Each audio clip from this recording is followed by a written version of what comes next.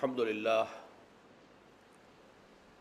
للہ وکفا والصلاة والسلام علی عباده الذین اصطفیٰ خصوصاً علی افضلہم وخاتم النبیین محمد الامین وعلی آلہ وصحبہ اجمعین اما بعد فقد قال اللہ تبارک وتعالی کما ورد فی سورة الحدید اعوذ باللہ من الشیطان الرجیم بسم اللہ الرحمن الرحیم سبح للہ ما فی السماوات والارض وہو العزیز الحکیم لہ ملک السماوات والارض یحیی ویمیت وہو علی کل شیء قدیر هو الأول والآخر والظاهر والباطن وهو بكل شيء عليم صدق الله العظيم رب اشرح لي صدري ويسر لي أمري واحلل عقدة من لساني يفقهوا قولي اللهم ربنا ألهمنا رشدنا واعذنا من شرور أنفسنا اللهم ارنا الحق حقا وارزقنا اتباعه وارنا الباطل باطلا وارزقنا اجتنابه اللهم وفقنا لما تحب وترضى آمین یا رب العالمین۔ آپ حضرات کے علم میں ہے کہ ان مجالس میں مطالعہ قرآن حکیم کا ایک منتخب نصاب ہے جو سلسلے وار زیر درس رہا ہے۔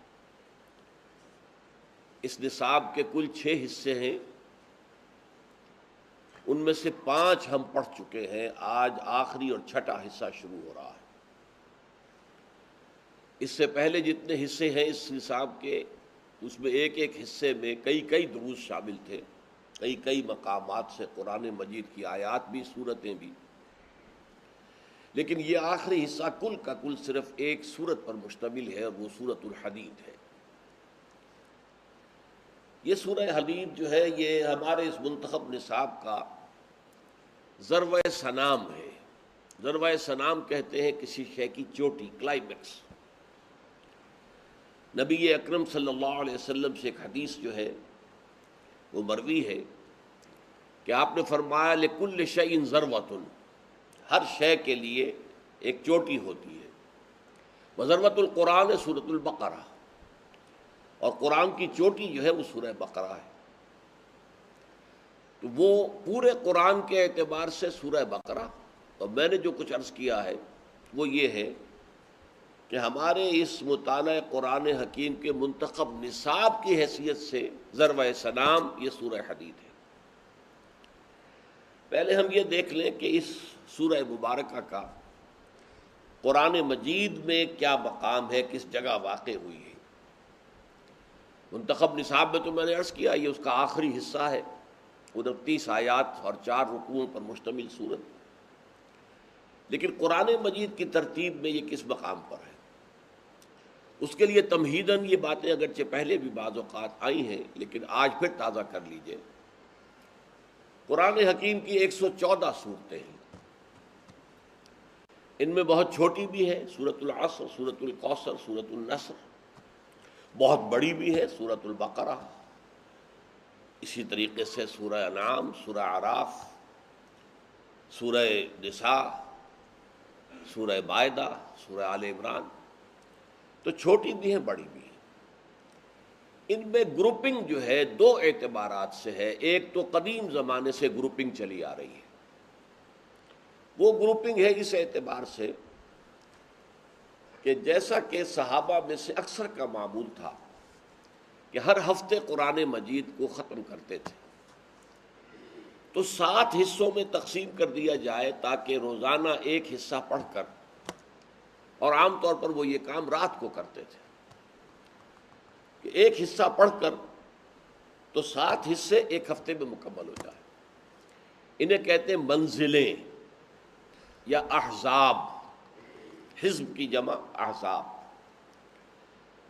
ان میں ایک بڑی حسن ترتیب ہے اگرچہ ایک اعتبار سے تو معاملہ یہ ہے کہ مکی مدنی کا اس میں کوئی سوال پیدا نہیں ہوتا، مکی صورت ہو مدنی صورت ہو، اس تقسیم میں اس کا کوئی لحاظ نہیں ہے۔ لیکن یہ خوبصورتی یہ ہے کہ سورہ فاتحہ کو اگر علیحدہ علیحدہ رکھ دیں، اس لیے کہ وہ تو پورے قرآن مجید کے دیباچے کی حیثیت سے ام الکتاب ام القرآن، تو پھر پہلی منزل میں 3 صورتیں ہیں، دوسری میں 5 ہیں، یہ سیڑھی ایسی چڑھتی ہے، دوسری میں 5 ہے، تیسری میں 7 ہے، چوتھی میں 9 ہے، پانچویں میں 11 ہے، چھٹی میں 13 ہے، اور 7ویں منزل میں 65 صورتیں ہیں۔ 13 ذرا 5 65، 13 پنجے 65، تو یہ سیڑھی بنتی ہے، اور یہ تقریباً مساوی ہیں، بالکل مساوی نہیں ہے۔ بالکل مساوی کرنے کے لیے تو پھر صورتوں کو توڑنا پڑتا، جیسے کہ 30 پارے جو بعد میں بنائے گئے، یہ صحابہ کے تابعین کے دور میں نہیں تھے، یہ 30 سپارے، یہ کوئی بات کی بات ہے، برابر برابر 30 حصوں میں تقسیم کر دیا جائے تاکہ ہر روز ایک سپارہ پڑھ کر ایک مہینے میں انسان قرآن ختم کر لے۔ اس میں ہم دیکھتے ہیں کہ صورتیں ٹوٹ جاتی ہیں بیچ بیچ میں، کیونکہ برابر آپ کو کرنا۔ لیکن ان جو قدیم زمانے سے، جو صحابہ کے دور سے جو منزلیں اور احزاب چلے آ رہے ہیں، ان میں کوئی صورت ٹوٹتی نہیں ہے، پوری پوری صورتیں شامل ہیں، 3 5 7 9 11 اور 13 اور پھر 65۔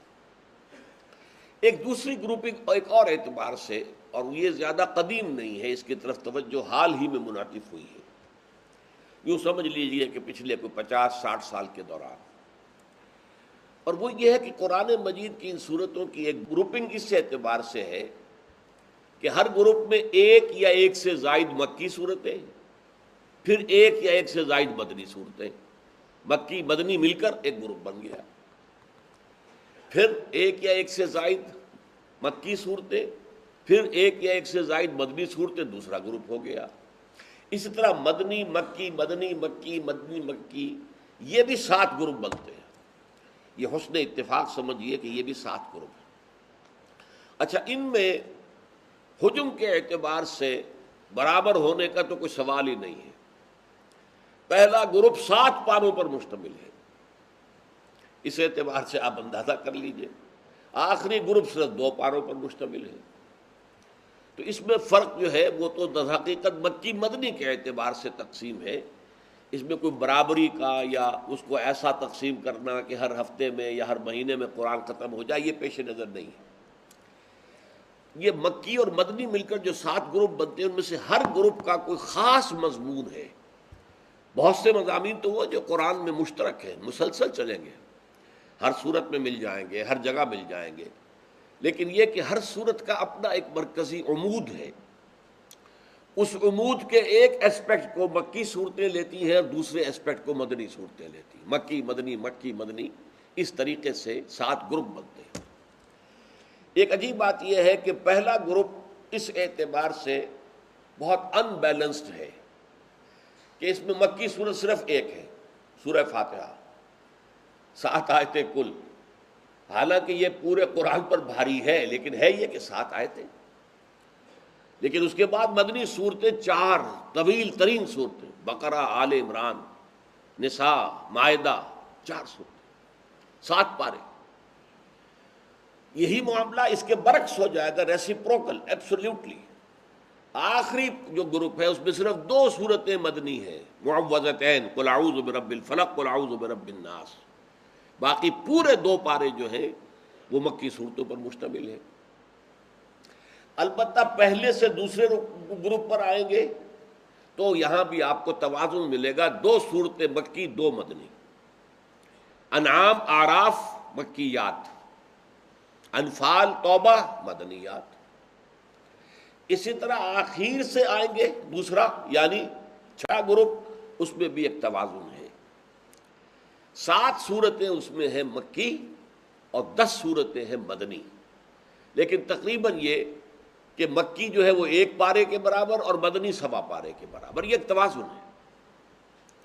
تو یہ جو 6ٹھا گروپ ہے، اس کا ایک خاص معاملہ یہ ہے کہ اس کی جو مکی صورتیں ہیں وہ پورے قرآن مجید میں ادبیت، فصاحت، بلاغت، چاشنی، مٹھاس حسن ظاہری، لفظوں کی شوکت، تراکیب کی چستی، پھر ایک آہنگ، ایک ڈیوائن میوزک، ایک ملکوتی غنا، اس کے اعتبار سے یہ قرآن مجید کا حسین ترین حصہ ہے۔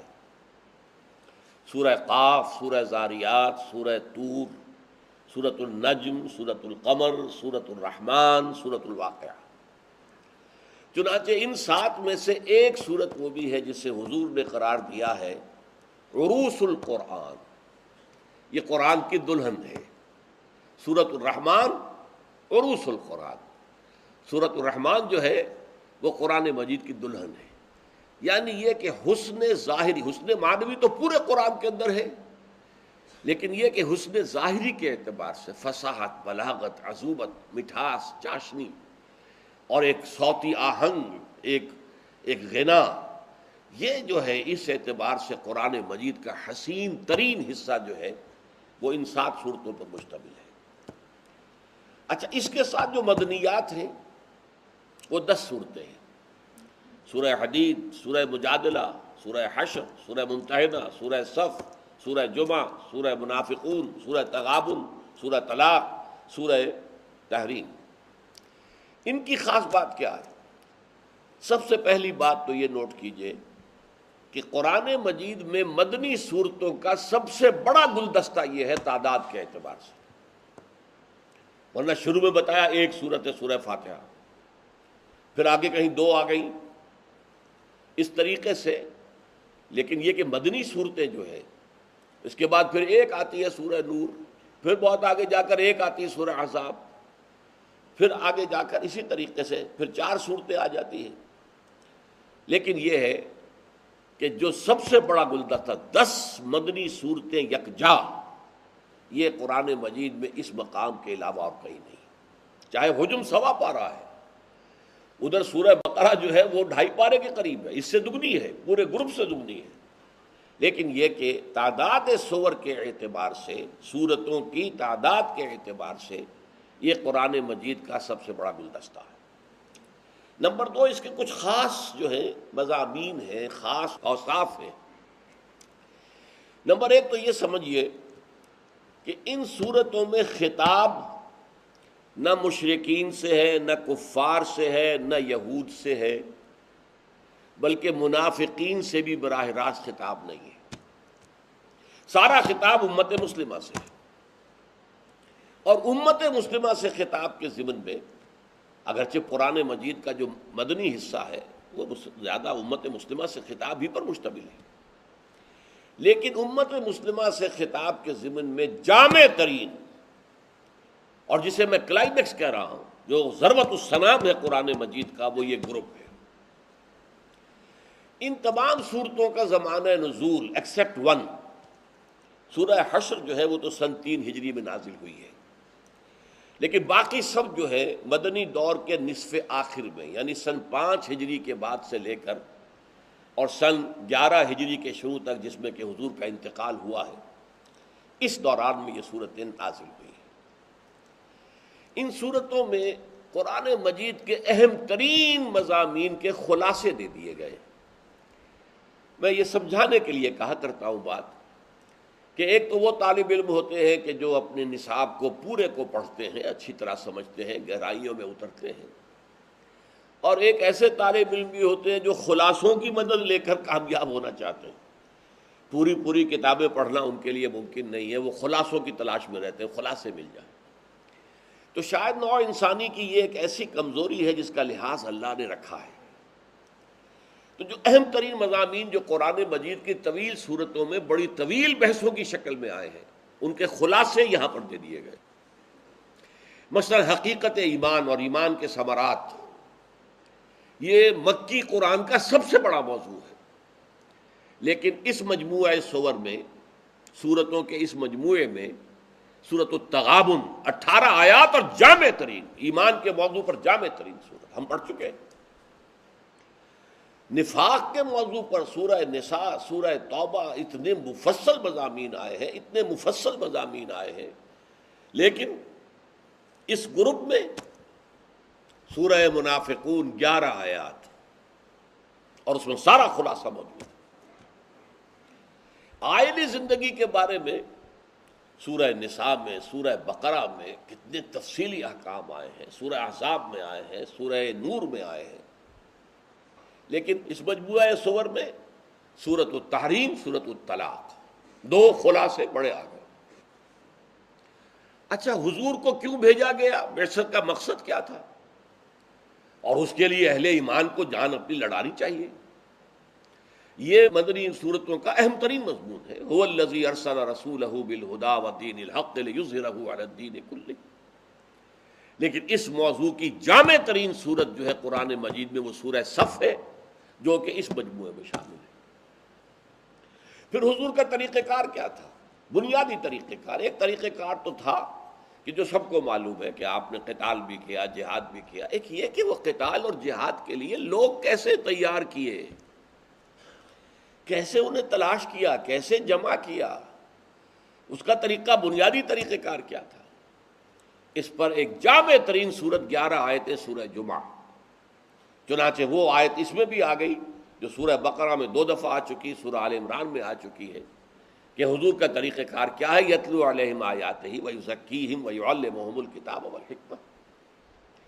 اس اعتبار سے سمجھیے منافقین کا جو ایک خاص معاملہ مسلمانوں کی جماعت کی شیرازہ بندی کو منتشر کرنے کے لیے جو جد و جہد وہ کرتے تھے، اس پر بھی سورہ نساء، سورہ توبہ کے اندر بڑی بحثیں ہیں، لیکن سورہ مجادلہ میں جس طریقے سے کہ ان کا فاش کیا گیا ہے، پردہ کھولا گیا ہے، یہ ایک جامع ترین صورت ہے۔ تو یہ صورتیں جو ہیں، جیسا کہ میں نے عرض کیا کہ ایک تو یہ ہے کہ ان پر مشتمل قرآن مجید میں، مصحف میں مدنی صورتوں کا سب سے بڑا گلدستہ ہے۔ 10 صورتیں ایک جگہ پر یکجا مدنی اور آپ کو نہیں ملیں گی۔ سب کا زمانہ نزول، آپ کے حیات دنیاوی کا جو مدنی دور ہے ہجرت کے بعد سے انتقال تک، اس کا نصف آخر سن 5 کے بعد سے لے کر، اس میں خطاب نہ مشرکین سے، نہ کفار سے، نہ اہل کتاب سے، نہ یہود سے، نہ نصارہ سے، خطاب امت مسلمہ سے۔ اور امت مسلمہ سے خطاب کے ضمن میں بھی جو مضامین بڑی صورتوں میں بڑی تفصیل سے آئے ہیں، ان کے خلاصے یہاں دے دیے گئے۔ اگر ان کو سمجھ لیا جائے تو گویا کہ قرآن مجید کی ہدایت جو ہے انسان کو بتمام و کمال، مسلمان کو بتمام و کمال حاصل ہو جائے۔ اب اس کا ایک خاص وصف ہے جو میں بیان کر رہا ہوں۔ ان صورتوں میں انداز عام طور پر یہ ہے کہ جیسے مسلمانوں کو کچھ ملامت کی جا رہی ہے، کچھ زجر ہے، کچھ توبیخ ہے، کچھ ملامت ہے، کچھ جھنجھوڑا جا، تمہیں کیا ہو گیا؟ ما لکم لا تؤمنون باللہ، کیا ہو گیا تمہیں؟ تم اللہ پر ایمان پختہ نہیں رکھتے؟ ما لکم الا تنفقوا فی سبیل اللہ، تمہیں کیا ہو گیا؟ اللہ کی راہ میں خرچ نہیں کرتے؟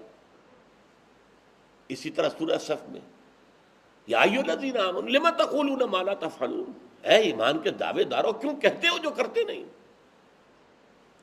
اس کا سبب کیا ہے؟ دیکھیے، جو لوگ مکے میں ایمان لائے تھے ان کا ایمان تو زر خالص تھا، اور وہ زر خالص آزمائشوں کی بھٹیوں میں سے گزر کر کندن بن کر آیا تھا مدینے میں۔ مہاجرین کا معاملہ تو یہ تھا۔ البتہ مدینے میں جو لوگ اسلام لائے انہیں ویسی سختیاں دیکھنی ہی نہیں پڑی، نہ ان ایسی آزمائشوں میں سے گزر ہوا جو بلال کے ساتھ ہوا تھا وہاں، اور جو خباب بن الارت کے ساتھ ہوا تھا، اور جس طریقے کا ٹارچر جو ہے حضرت یاسر، حضرت سمیہ کو دیا گیا اور شہید کیا گیا، مدینے کے ایمان لانے والوں کو تو اس طرح کی صورتحال سے سابقہ پیش نہیں آیا۔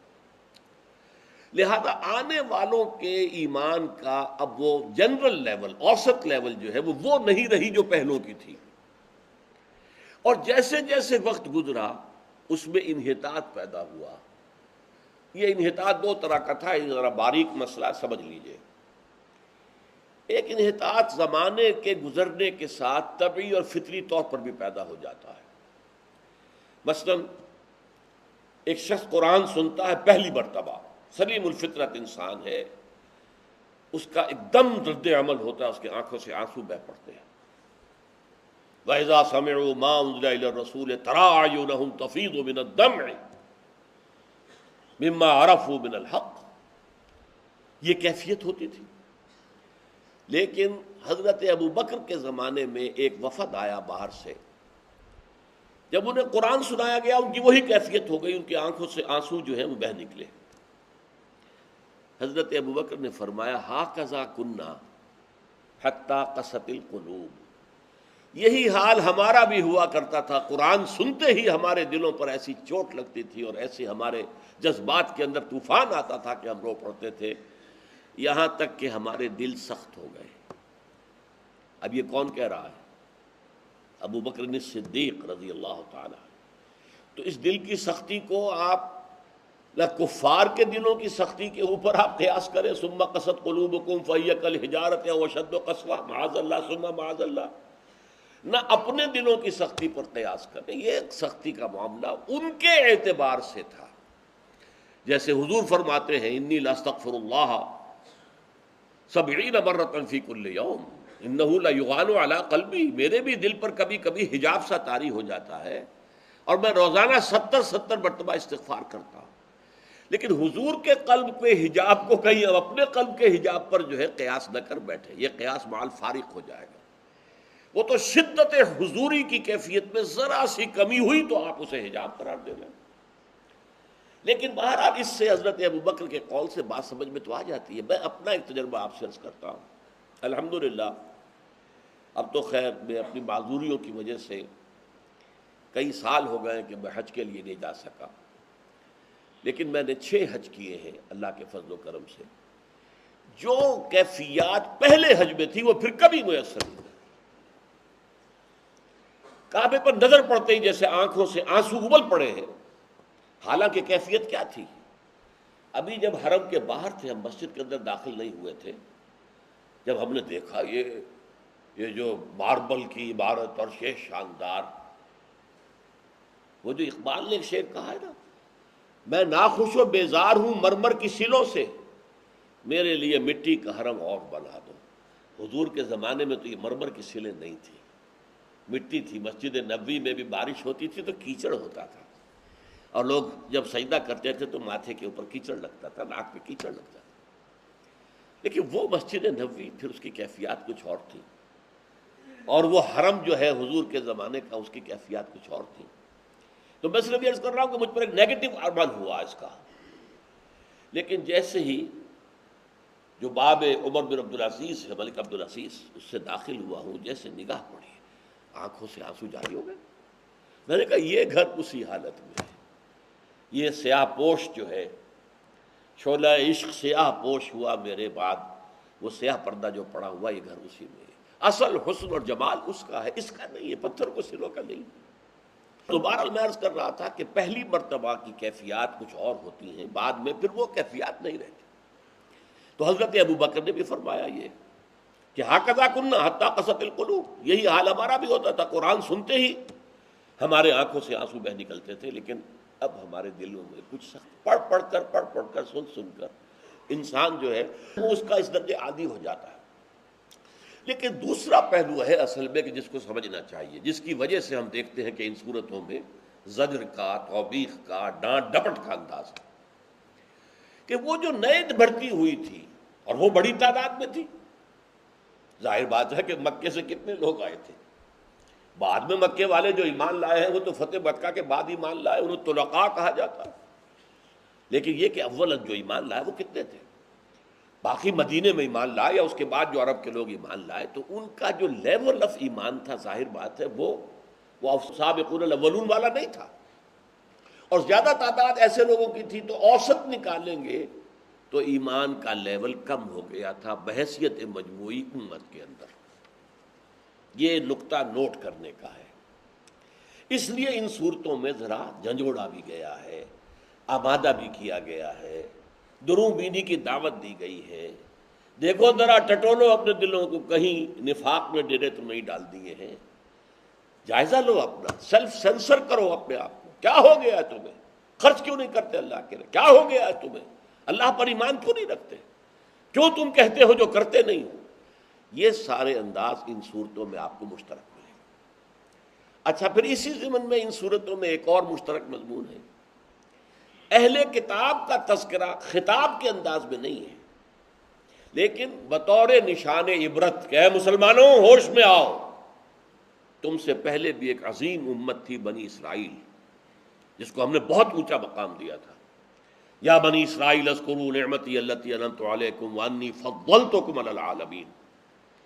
اس میں جب گراوٹ آنی شروع ہوئی ہے تو پھر وہ کہاں تک پہنچ گئی؟ اب دیکھ لو، وہ نشان عبرت ہے، وہ معزول کر دیے گئے اس مقام سے، اور تمہیں اس مقام پر فائز کیا گیا ہے۔ مبادا تم بھی انہی کے نقش قدم پر چلو، ایسا نہ ہو کہ یہی انحطاط کا عمل تمہارا جو ہے بڑھتا چلا جائے اور تم بھی ایک اور دوسری امت مسلمہ بنی اسرائیل کی طرح کی امت مسلمہ بن کر رہ جاؤ۔ یہ گویا کہ ایک نشان عبرت کے طور پر وہاں پہ اس کا اشارہ کیا گیا ہے۔ تو یہ ہے در حقیقت ان صورتوں کے جو مشترک جو اوصاف ہیں، اور اس کے اعتبار سے اب ان میں ایک تقسیم ہے۔ ان 10 صورتوں میں سے 5 وہ ہیں جن کا آغاز ہوتا ہے سبح للہ یا یسبح للہ سے، ان کو کہتے ہیں المسبحات، تسبیح، مسبح تسبیح کرنے والا، یا مسبحہ تسبیح کرنے والی، اس کی جمع المسبحات، یعنی جن کا آغاز ہوتا ہے سبح للہ یا یسبح للہ سے۔ 5 ہیں جو ایسے ہی ڈائریکٹ شروع ہو جاتی ہے، ابرپٹ، سورہ مجادلہ، سورہ ممتحنہ، سورہ طلاق، سورہ تحریم، یہ ابرپٹ شروع ہو جاتی ہے۔ لیکن 5 صورتیں وہ ہیں جو تسبیح سے شروع ہوتی ہیں۔ اچھا، یہ جو میں نے عرض کیا کہ یہ امت کے زوال کے آغاز میں گویا کہ یہ صورتیں نازل ہو رہی ہیں، زوال کا کچھ آغاز ہو گیا تھا، ایمان کی گہرائی اور حرارت اور ذوق شہادت اور شوق جہاد، اس میں کمی آ رہی تھی، لہذا ڈانٹا گیا، ڈپٹا گیا۔ اس اعتبار سے آج کی امت مسلمہ جو اس گراوٹ کی انتہا کو پہنچ چکی ہے، انتہا کو پہنچ چکی ہے، پھر کہہ رہا ہوں انتہا کو پہنچ چکی ہے، آج کی امت مسلمہ کے لیے اہم ترین صورتیں یہ ہیں 10 صورتیں، ان پر بار بار توجہ دی جائے، ان کو بار بار پڑھا جائے، ان سے وہ اپنے جذبہ ایمانی کے اندر نئی حرارت حاصل کی جائے، ذوق شہادت اور جوش جہاد کے اندر جو حرارت دوبارہ حاصل کی جائے۔ تو اس اعتبار سے میں نے کہا کہ امت مسلمہ سے خطاب کے ضمن میں یہ قرآن مجید کا نقطہ عروج ہے، جامع ترین مقام ہے۔ یہی وجہ ہے، دیکھیے ہمارے اس منتخب نصاب میں ان 10 میں سے 6 صورتیں شامل ہیں۔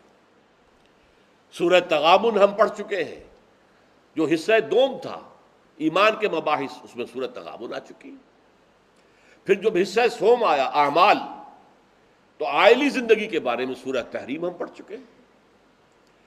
پھر جب آیا حصہ سوم جہاد و قتال فی سبیل اللہ، اس میں ہم نے سورہ صف پڑھی ہے، سورہ جمعہ پڑھی ہے، سورہ منافقون پڑھی ہے۔ تو 5 صورتیں تو ہم پڑھ چکے ہیں اس گروپ کی، اور 6ٹھی صورت یہ ہے، اور یہ صورت جو ہے ان میں سب سے بڑی بھی ہے، سورہ حدید، اور جامع ترین ہے، باقی تمام صورتوں کا خلاصہ بھی اس کے اندر آ گیا ہے، یعنی خلاصہ در خلاصہ، پورے قرآن کے مضامین کا خلاصہ یہ 10 صورتیں، اور ان 10 صورتوں کا جامع ترین خلاصہ یہ سورہ حدید ہے، جس کا کہ آغاز اب ہم کر رہے ہیں اللہ کا نام لے کر۔ بارک اللہ لی و لکم فی القرآن العظیم ونفعنی وإیاکم بالآیات والذکر الحکیم۔